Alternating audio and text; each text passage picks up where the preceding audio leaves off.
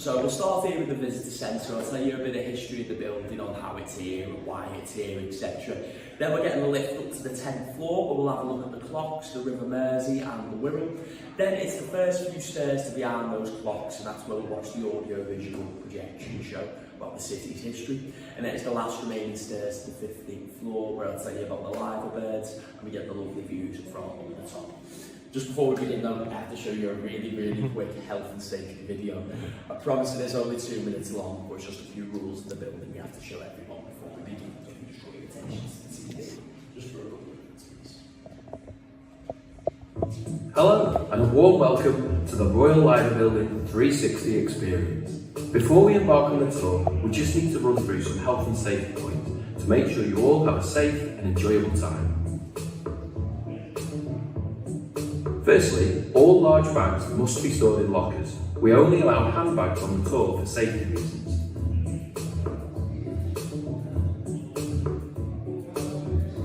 There's no food or drink permitted on the tour at any point, and smoking is strictly prohibited. That includes e-cigarettes. You'll be entering a working office building, so please be respectful to our neighbours. The tour is quite physically demanding, especially above the 10th floor, where there's no lifts and 135 stairs. They're also narrow and winding, so if you struggle with claustrophobia, vertigo or heights, just let us know and we can see if you want to proceed.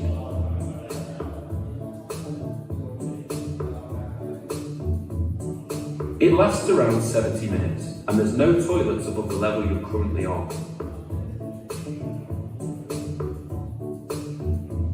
Our tour guides are there for your safety, and their instructions are of paramount importance. Please listen carefully, follow all instructions given, and stick with the tour at all times.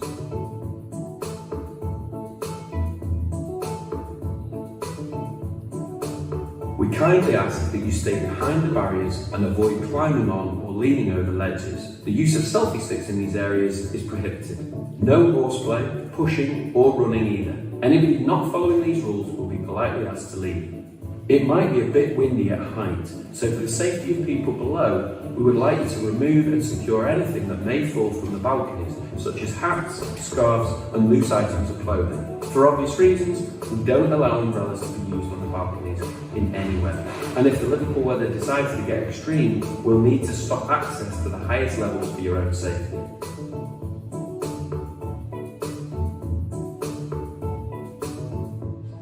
Every 15 minutes, the bell rings from the tower. Although this is a one-off sound, you might hear the bells chime during your tour. Don't forget to pick up a pair of earplugs and pop them in when instructed by your guide. Finally, we have CCTV in operation throughout the tour for your own safety. Okay, that's enough about the rules. History, heritage and breathtaking views await. Enjoy the experience.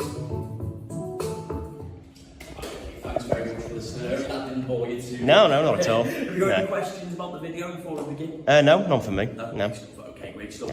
So a little bit of history about the building then. So back in 1850, 9 working class men met up in a pub, and together they wanted to help the working class and poorer communities in Liverpool, because back in those days, unmarked or mass graves were quite common for people who couldn't afford a dignified burial. So these 9 men, they founded the Liverpool Liver Burial Society. Now, being a member of the society meant people could make flexible payments. They could be weekly or monthly instalments, and there were no set premiums, so that meant people could pay whatever they could afford.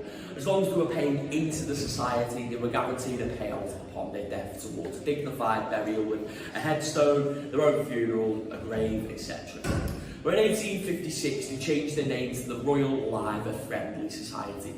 So they wanted the name was a bit more cheerful, basically, than the Burial Society, because they became what we know today as a life insurance company, and they ventured out to different parts of the UK, like Wales, Scotland and London. So it just made sense for them to take Liverpool out of the name. But by 1907, they had over 6,000 employees working for them across the UK, and they needed a new headquarters, and they thought, where better to have that headquarters than in Liverpool, where it all began. So they bought the land on the pier head, and that is how the building is here today. But the architect was a local man. He was from just over the water in Birkenhead. His name was Walter Aubrey Thomas, and he was quite a successful man. So other than this building, there were a lot of other buildings in the city which he designed as well. So the Tower buildings just over the road from us, kind of looked like a modern day castle. Lovely building, that's one of his works, as well as the State Insurance building on Dale Street. But despite all of his success, he was known for his modesty. He didn't really like publicity or any kind of spotlight. He was offered a knighthood for his work, and he politely turned it down. Just wanted to be left alone in peace to get on with his job. He was quite shy, quite reserved, so very little is known about his personal life. But we do know he took a lot of inspiration from American architecture, so New York skyline was a huge influence for him. And his main inspiration was the Ingalls building in Cincinnati, Ohio. Now, strangely enough, if you were to put that building next to ours, they don't look anything alike. It's more the way in which it was built rather than how it looked. So the Ingalls building was the first building in the world to be constructed using the Hennebeek principle. So steel enforced concrete with cladding around it, and that is how this building was constructed as well. But speaking of that American influence, you might be aware Liverpool is often used by film production companies to replicate New York. So the most famous one we had with this building was Batman a couple of years ago. So he was kind of getting dangled off the edge of the building in the wind, so I didn't really envy him where that was concerned. But from what we've been told, it is a lot cheaper to film here than in New York, so that's the main reason we prefer to use Liverpool.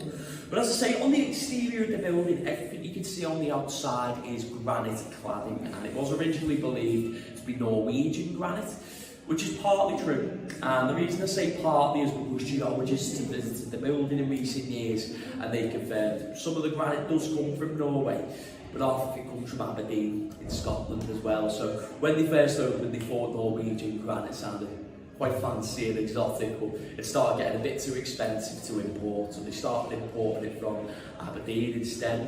The building's still standing today, that's all that matters to us. To be quite honest, you'd have to be a geologist to tell the difference between the two, so we don't really mind. But in 1908, the foundation stone was laid, which marked the beginning of construction, and amazingly, after just 3 years, the building finished construction in 1911 and opened its doors. And when you think about the lack of equipment they had back in those days, 3 years, that's pretty incredible to finish a building like this. But have you got any questions so far? Up to now?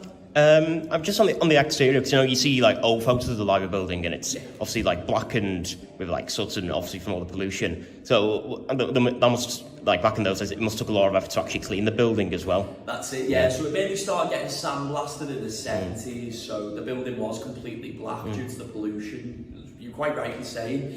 Everyone had coal fires and things back then. After the Industrial Revolution, everyone had coal fires. There were more ships sailing in, producing loads of smoke. But yeah, they sandblasted it in the 70s, and it makes you wonder as well when you look. We'll have a look when we get up to the 10th floor. You will see some markings from where it used to be covered in smog. Makes you wonder what people were breathing in back when this building was first constructed as well. So yeah, it did take a lot of effort to clean it. It took a few years. Yeah, and obviously you mentioned though it used to be like it was like a friendly society. That was such a problem back in those days, wasn't it? People literally couldn't afford to have their own funeral, paupers' graves. Do you feel like it's nice that this building started from a good place, started from, trying to help other people and, give people sort of a dignified death in that way? That's it, yeah. I think it was, it's good that it was set up in a way to help people, like you say, and it was helping the working class community. Because Liverpool is very much a traditionally working class city, and I think with this building being a spectacle, it definitely shows what the city's all about in a sense. Nice. Yeah, that's all for me. Yeah. No, we for now. So we can start getting a lift up to the 10th floor, but as we go through this corridor, you'll see some photographs. There is a picture of the construction workers in the early stages, and you'll definitely see back in those days health and safety just wasn't really a thing. So no hard hats, no high-vis jackets. It was flat caps, three-piece suits. You wouldn't see that on the building site today, but when you get it, yeah, cheers. Thank you.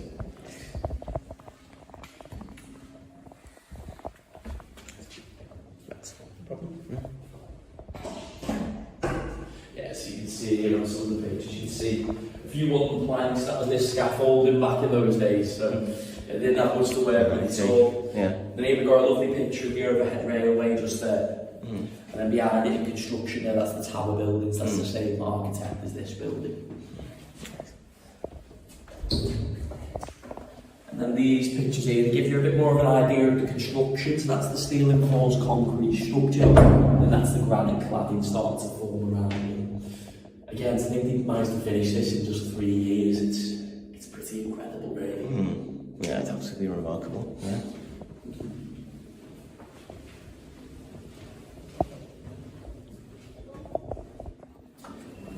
Lift it to the 10th floor.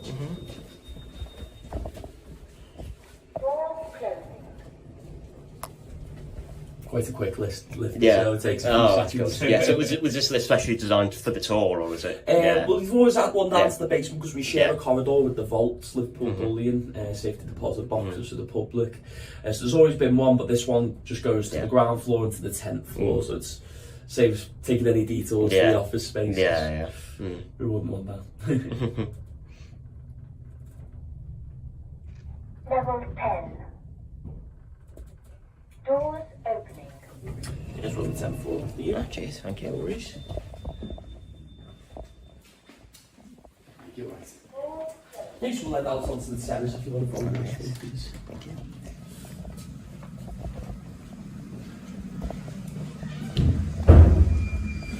Okay, so just before we head out, this room here has been set out to feel like the boiler room of a ship.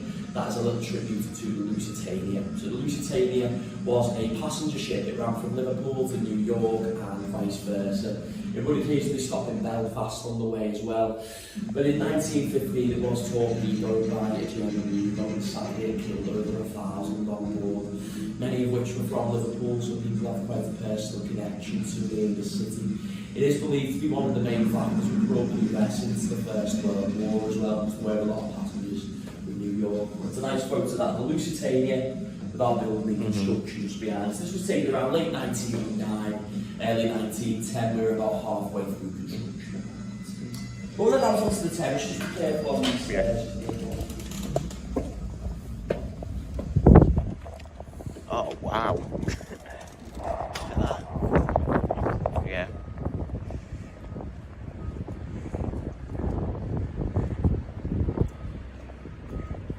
Okay, so we've got a fantastic view today of the River Mersey, the Wirral, and you can even see North Wales in the far distance there. If we look to the right there, between those two hill peaks behind it, you can see the silhouette of a mountain range.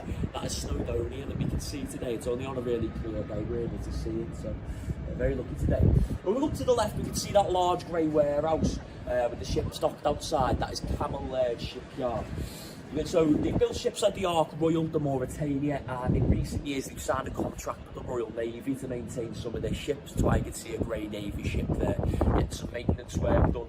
They also built the Sir David Attenborough in recent years, or both the McMurray Face as it's otherwise known. So who knows if they'll ever let the public vote for the name of the ship ever again, but I'm glad that they did because I think it's brilliant. And as you can see in the weather today, even though it's a little bit cloudy, the views are still really good despite the weather. So unless it's really torrential, you're still going to get a really, really good view when we're up here. See it from a different perspective, whatever the weather.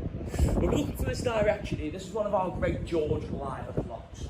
So we get asked quite a lot, why are they called the Great George clocks? That's because they were set in motion to match King George V's exact coronation. So that was at 1:40 PM on the 22nd of June 1911. In terms of how big they are, they're 25 feet in diameter, so they're 2 feet bigger than the clocks on Westminster Clock. And they are the largest clocks in the UK.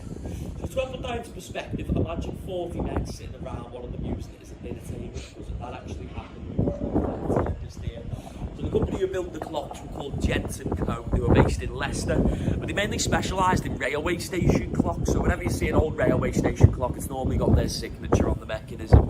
But they wanted to show off and have a nice gala dinner around one of the clocks before it was installed, quite rightfully so as well. But we've got 3 clocks on this tower here, and that's so the ships sailing in on either side of the Mersey can see the time, and there's one on the east tower facing the city, so there's 4 in total. But we've got a great time out here. If you want to take some photos or just Yeah, I'll get some like general shots of any questions, just yeah. let me know. And of course, obviously, when this building was built, this would have been like a sort of thriving sort of port of industry, wouldn't it? It would have been full of ships, full of activities, full of dockers, and just amazing to think like this was, well, it was very useful for them, obviously, with the time and being a centre of trade. Most of the world trade came through Liverpool. score, very high percentage. Yeah.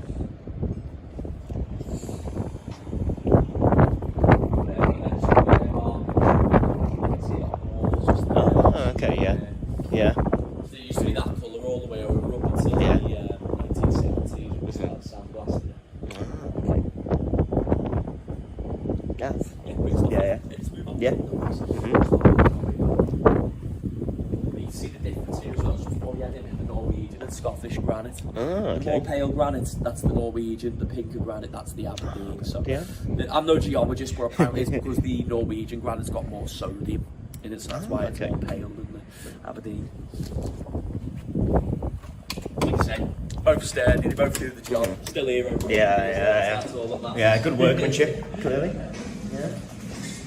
Just to clarify as well, the rust on the walls of this room has been painted on. Oh, yeah. You've done a bit too well, I think. Yeah. Oh, Saturday's day, jeez.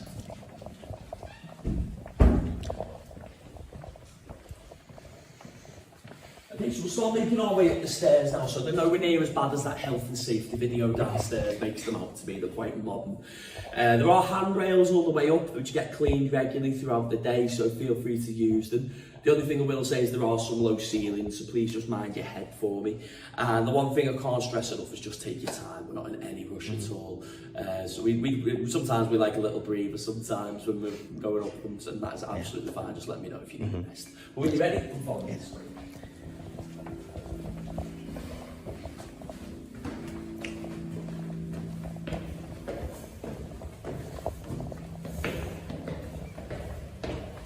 I'll show you the old on the walls here as well. Just around some.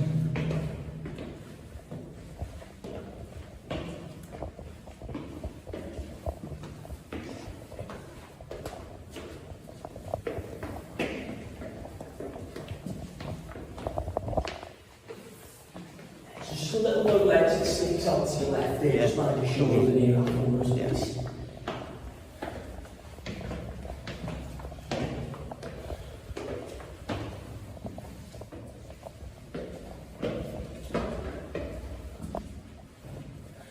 This is where the spiral staircase begins. It doesn't go any more narrow than this. This is where some of the low ceilings come in, so just mind your head for me. Good to carry on? Yeah, good.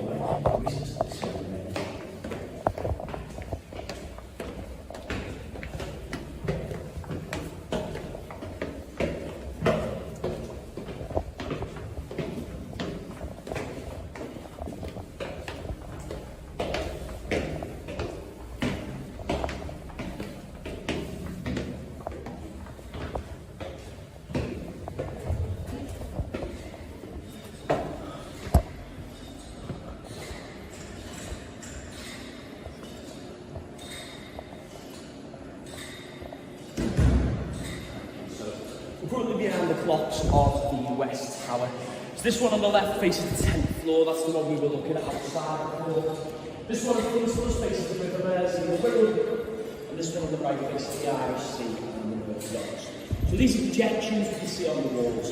We're all holding timings from the clocks, and that's because there's LED lights behind each clock face to illuminate at night.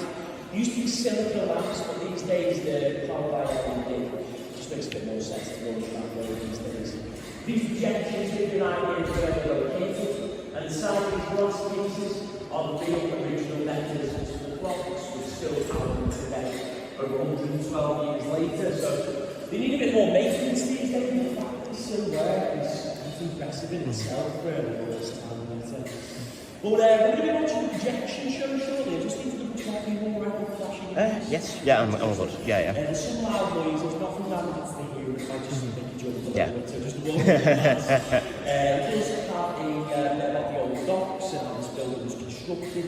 It's got a bit about the Second World War as well, so it does contain some explosion sound effects and air raid sirens. It's got a bit about Liverpool's music influence as well, so I'll give you a clue on what band appears during that segment. They're from Liverpool. It's also got a bit about the sport history as well, so obviously the football is a massive part of the city. But on the tribute, or on the video, it does have a tribute to the Hillsborough disaster. So we do acknowledge it as 97 people that were lost these days because one of the fans sadly passed away last year.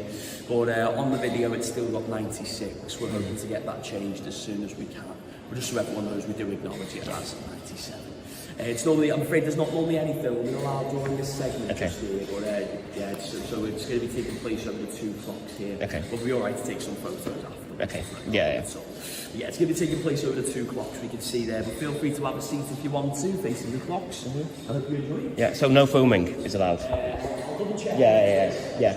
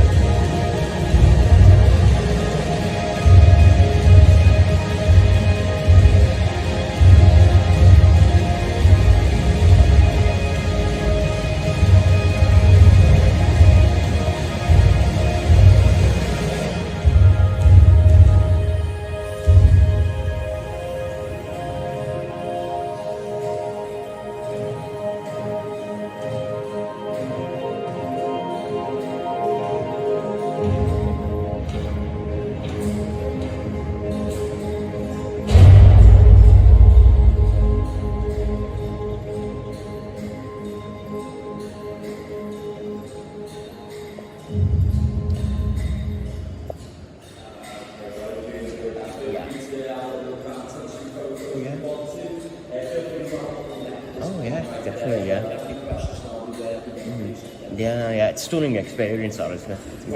Yeah. Absolutely incredible. Oh, it really does, yeah, it really does. Yeah, absolutely mechanism there.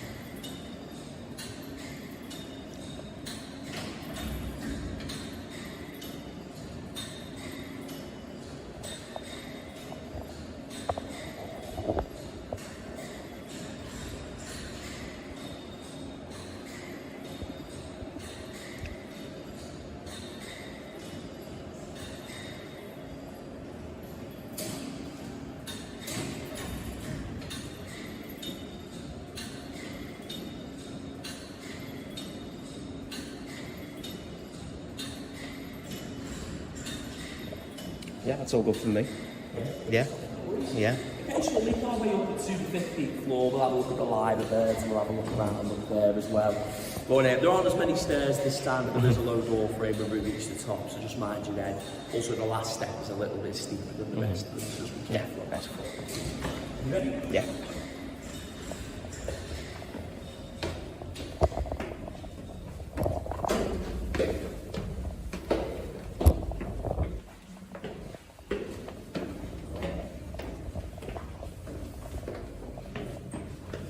Okay, so in a couple of minutes we're going to be up there for the 12 o'clock chimes. So you are a little bit noisy. I can give you a pair of earphones if you want, just to be on the safe side. They'll probably just make you jump more than just to be on the safe side. Yeah. Just mind this last step and mind your head forwards, please. Okay, yeah. Cheers. Thank you very much. Yeah, can you sort that? Thank you.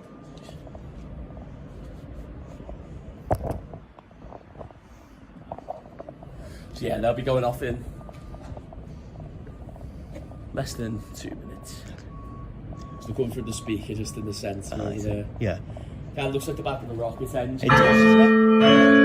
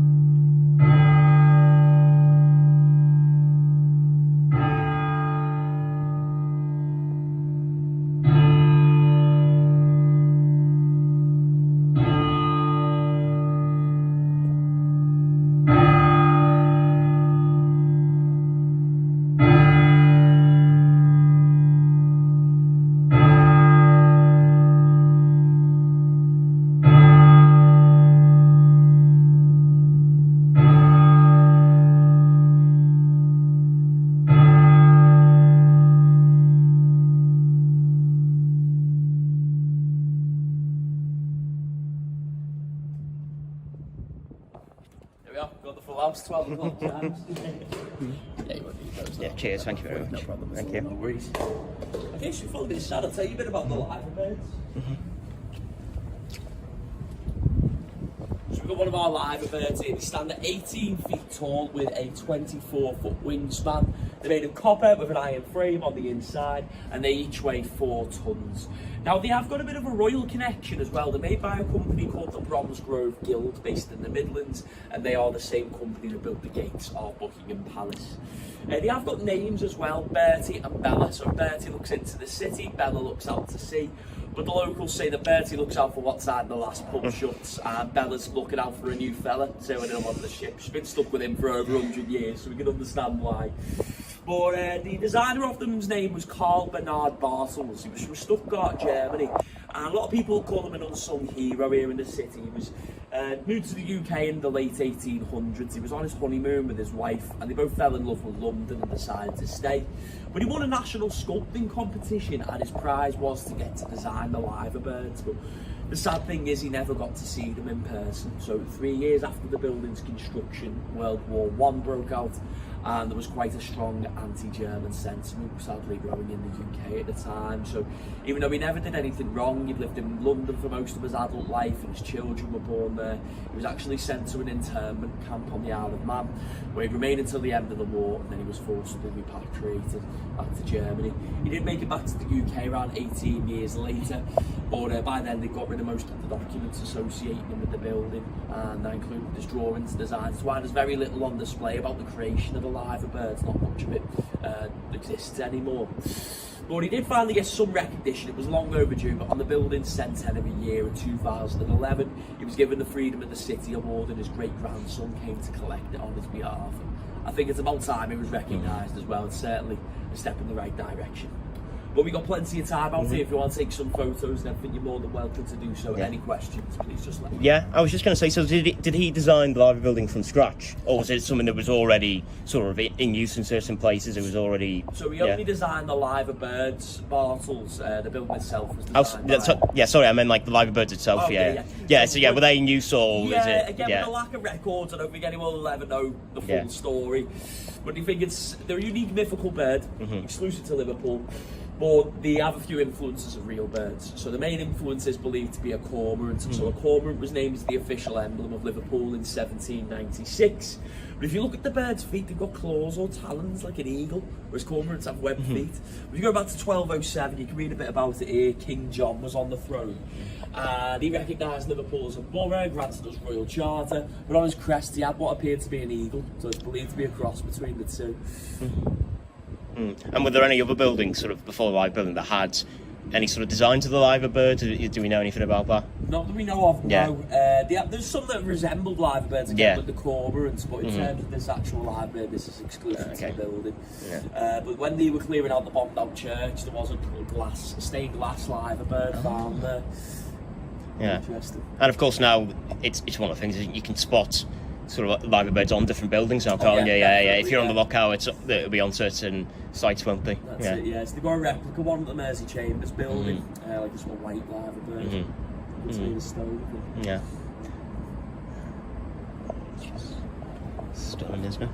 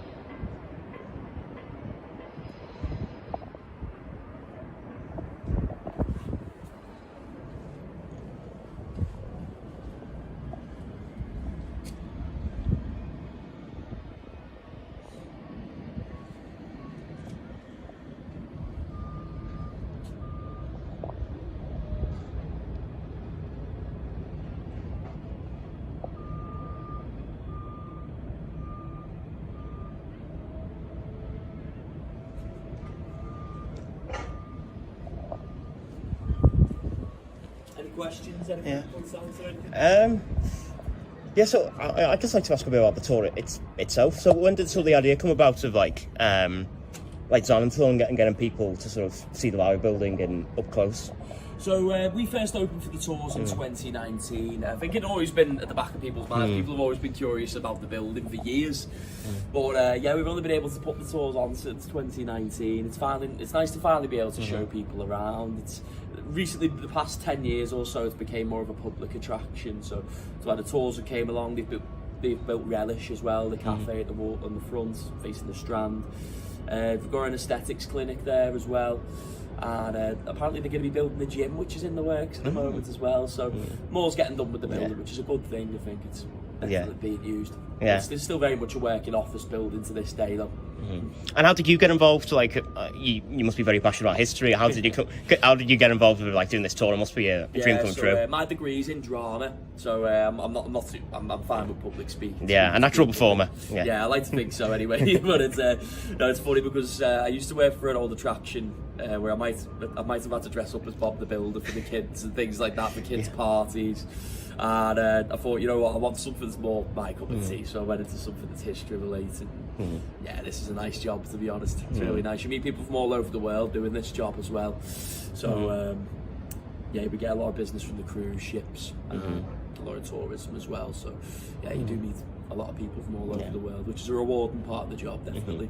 And you mentioned there that it's obviously still a functioning sort of office building. Are a lot of people surprised about that? Because I feel like a lot of people might not even be aware that what even is in the Liver building. It's so iconic, but you might not question, what actually goes on inside. Yeah, so it was originally the headquarters of the Royal Liver Friendly Society, who unfortunately no longer exists, but there's a few different companies who work here now. So we've got the likes of the HSBC, Prince's Foods, ITV, Everton Football Club. It's all quite wealthy companies that work here, and all quite well-known companies as well. Yeah, my mum actually used to work here when BT were here. I think it was in the 80s. Yeah, I used to work in the call centre here, overlooking the Liver building. So nice. Yeah. Oh, fantastic. They're by the exhibition centre now. Yeah, they've moved. Yeah, it's stunning. Yeah.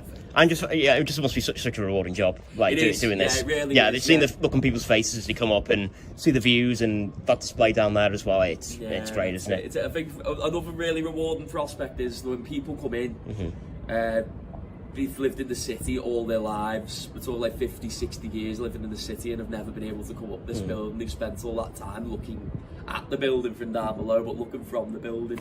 And when you see the look on their faces when it's the first time they're able to do it, it's quite special. To be fair, it is nice. Yeah. And just finally, I believe that there's been some updates to like the tour itself. Like there's some things in place if you're hard of hearing. Is that the case? Yeah. So we brought in an induction loop, and we've got a portable induction loop as well, which links up with hearing aids and it just makes the tour more accessible. Nice one. And we've also got a different languages audio tour as well in 6 different languages. Fantastic. Yeah. Great stuff. Yeah.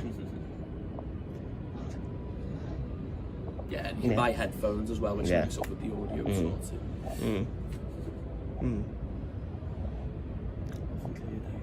Yeah, it's very clear, isn't it? You get days like today, you just get such an incredible view of everywhere, really, all around you look. Yeah.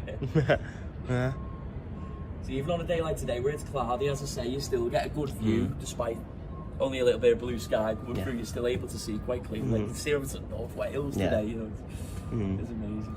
And something else I thought about as well. The overhead railway obviously used to sort of run like directly in front of the Liver building. It's amazing to think that two sort of feats of engineering sort of alongside each other back in the day. Again, when it was a sort of thriving port. Yeah, it is quite incredible, isn't it? It's a shame they don't have the overhead railway anymore. Yeah, I look at pictures of it and think, oh god, that's incredible. Sometimes I like have an image in my head of if the overhead railway was brought back. That would be nice. So, if someone wants to make that investment, it would be nice. Yeah.